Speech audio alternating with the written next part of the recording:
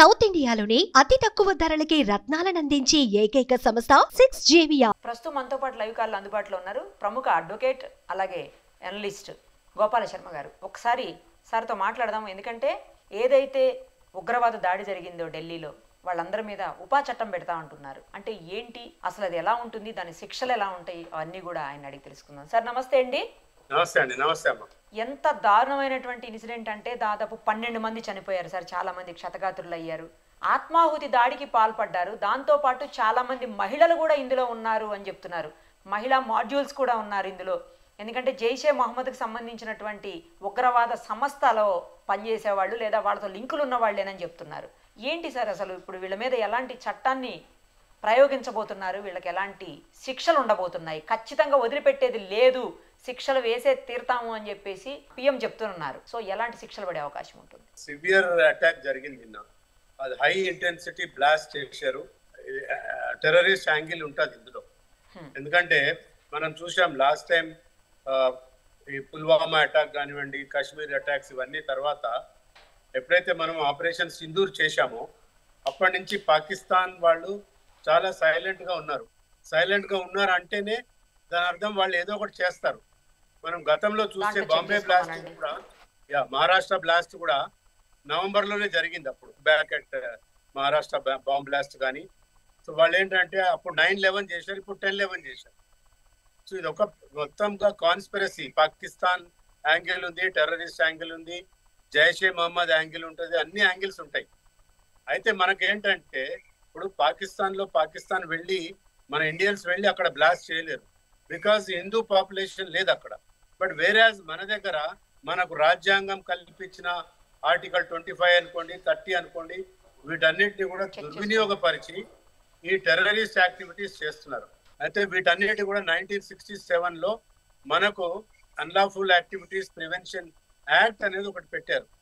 అందులో ఏంటంటే minimum 5 years bail కూడా ఉండదు. ఒకవేళ అంటే without notice, without issue any notice, police has power to investigate and arrest anybody. Suspect ఉన్నా కూడా, జస్ట్ అనుమానం వచ్చినా కూడా వాళ్ళని అరెస్ట్ చేయొచ్చు. ఇందులో జరిగింది అదే. నిన్న మనం చూసాం ఫరీదాబాద్ హర్యానాలో ఒక డాక్టర్ ఇంట్లో 2,900 కిలోల బ్లాస్ట్ మెటీరియల్ దొరికింది. అంటే మనం ఎక్కడ చూసినా కూడా, ఈవెన్ మనకు హైదరాబాద్ లో ఓల్డ్ సిటీలో కూడా ప్రభుత్వాలు కనుక చిత్తశుద్ధితో పనిచేసి రేడ్ చేస్తే అంతకన్నా ఎక్కువ బ్లాస్ట్ మెటీరియల్ దొరుకుతుందండి. మనం చూస్తున్నాం ఇప్పుడు హైదరాబాద్ లో రోహింగ్యాస్ కొన్ని వేల మంది ఉన్నారు, ఇల్లీగల్ ఇమిగ్రెంట్స్ కొన్ని వందల మంది, లక్షల మంది ఇండియాలో వచ్చి ఉన్నారు. అస్సాంలో కానీ, బెంగాల్లో కానీ, ముర్షిదాబాద్, మాల్డా, తర్వాత బీహార్, ఇన్ఫిల్ట్రేటర్స్ ఎక్కువ అవ్వటం వల్ల టెర్రరిస్ట్ యాక్టివిటీస్ పెరిగిపోతున్నాయి భారతదేశంలో. వాళ్ళ సింగిల్ పాయింట్ ఎజెండా ఏంటంటే భారతదేశాన్ని అస్థిరపరచాలి, ఇక్కడ పొలిటికల్ ఇన్స్టెబిలిటీ క్రియేట్ చేసి మన దేశాన్ని హస్తగతం చేసుకోవాలి. That is the only motto. కాబట్టి దీని మీద చాలా తీవ్రమైన చర్యలు ఉండాలి. ఎట్టి పరిస్థితుల్లో పొలిటికల్ ఇంటర్ఫియరెన్స్ అనేది, ముఖ్యంగా అపోజిషన్ పార్టీస్, ఎనీ బ్లాస్ట్ తీసుకోండి మీరు, కాశ్మీర్ లో అటాక్స్ జరిగినా కూడా, బాంబేలో అటాక్స్ జరిగినా కూడా పొలిటికల్ పార్టీస్ అసలు మాట్లాడరు, నోరు మెదపరు. వాళ్ళు కేవలం భారతీయ జనతా పార్టీయే మాట్లాడుతుంది. మరి కాంగ్రెస్ ఎందుకు మాట్లాడదు టెర్రరిస్ట్ యాక్టివిటీస్ మీద? మిగతా కమ్యూనిస్ట్ పార్టీలు ఎందుకు మాట్లాడరు? వాళ్ళకి ఒక చిత్తశుద్ధి ఉండదు, దేశం పట్ల గౌరవం ఉండదు, దేశభక్తి ఉండదు. కాబట్టి ఇట్లాంటి యాక్టివిటీస్ జరుగుతున్నాయి. ఇవన్నిటిని కూడా చాలా స్ట్రింజెంట్ పనిష్మెంట్ ఉండే విధంగా అందరినీ, ఎవరెవరైతే irrespective of party, caste, creed ఎవరున్నా కూడా అరెస్ట్ చేసి వాళ్ళని చాలా తీవ్రంగా చర్యలు తీసుకుంటే తప్ప ఎటువంటివి ఆగవండి. ఖచ్చితంగా వీటి మీద చాలా తీవ్రమైన చర్యలు ఉండాలని చెప్పి కోరుకుంటున్నాను. ఇప్పుడు ఈ ఉపా చట్టం అంటే ఏంటి సార్, ఎలా పెడతారు, దానికి ఎలాంటి శిక్షలు ఉంటాయి అది చెప్పండి. అన్లాఫుల్ యాక్టివిటీస్ ప్రివెన్షన్ యాక్ట్ 1967 అమ్మా ఇది. దీంట్లో ఏంటంటే ఎవరైనా క్యాంప్స్ నడిపినా కూడా, టెర్రర్ క్యాంప్స్ నడిపినా, తర్వాత వాళ్ళకి క్లాసెస్ తీసుకున్న టెర్రరిస్ట్లకి, లేకపోతే వాళ్ళకి ఫుడ్ అందించినా కూడా, అట్లీస్ట్ వాళ్ళు ఎక్కడో ఒక టెర్రర్ క్యాంప్ లో ఉంటారు అడవిలో, వాళ్ళకి ఫుడ్ అందించినా కూడా, లేకపోతే ఫైనాన్షియల్ సపోర్ట్ చేసినా కూడా, వాళ్ళ మీద అనుమానం వస్తే మటుకు ఇమీడియట్ గా అరెస్ట్ చేసే వెసులుబాటు ఈ ఉపా యాక్ట్ లో ఉంది. అయితే మామూలుగా ఫండింగ్ చేసిన వాళ్ళకి లేకపోతే భోజనాలు అరేంజ్ చేసిన వాళ్ళకేమో 3 to 5 years శిక్ష ఉంటుంది.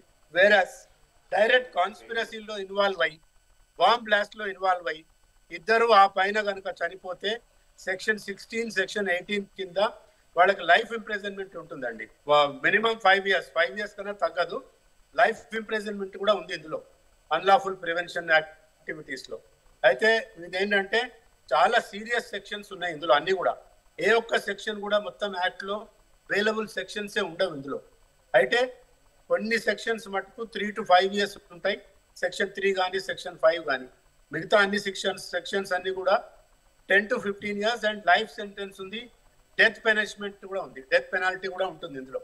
కాబట్టి ఇందులో నిన్న బాంబే ఢిల్లీలో జరిగిన బ్లాస్ట్ లో అయితే మటుకు ఖచ్చితంగా అనుమానితుల్ని పట్టుకుంటారు. పట్టుకున్న వాళ్ళ వెనక అది కేసు ప్రూవ్ చేసే విధంగానే ఛార్జ్ షీట్ ఫైల్ చేయాల్సి ఉంటుంది. అందులో మటుకు డెత్ పెనాల్టీయే ఖచ్చితంగా వేస్తారు. ఇప్పుడు ఈ యాక్ట్ కింద కనుక అంటే ఉపా యాక్ట్ కింద కనుక కేసెస్ బుక్ అయితే ఎట్టి పరిస్థితుల్లో బెయిల్ రాదంటున్నారు, నిజమేనా? కరెక్ట్. 5 years దాకా బెయిల్ ఉండదు. First 5 years no bail charge sheet వేసిన తర్వాత. అదే మీకు సెక్షన్ 16 కనుక 18 కనుక పెడితే అసలు ట్రయల్ అప్పుడే శిక్ష కూడా విధించి లైఫ్ లాంగ్ జైల్లోనే ఉండేటట్టు కూడా వెసులుబాటు ఉంది సెక్షన్ 16 అండ్ సెక్షన్ 18 లో. కాబట్టి వాళ్ళకి బెయిల్ అనేది దొరకదు, అసలు ఎప్పటికి కూడా దొరకదు. ఆ 5 ఏళ్ల వరకు ఫస్ట్ బెయిల్ ఉండదు. ఆ 5 ఏళ్ల లోపల ఛార్జ్ షీట్ వేసి ట్రయల్ కూడా కండక్ట్ చేస్తారు.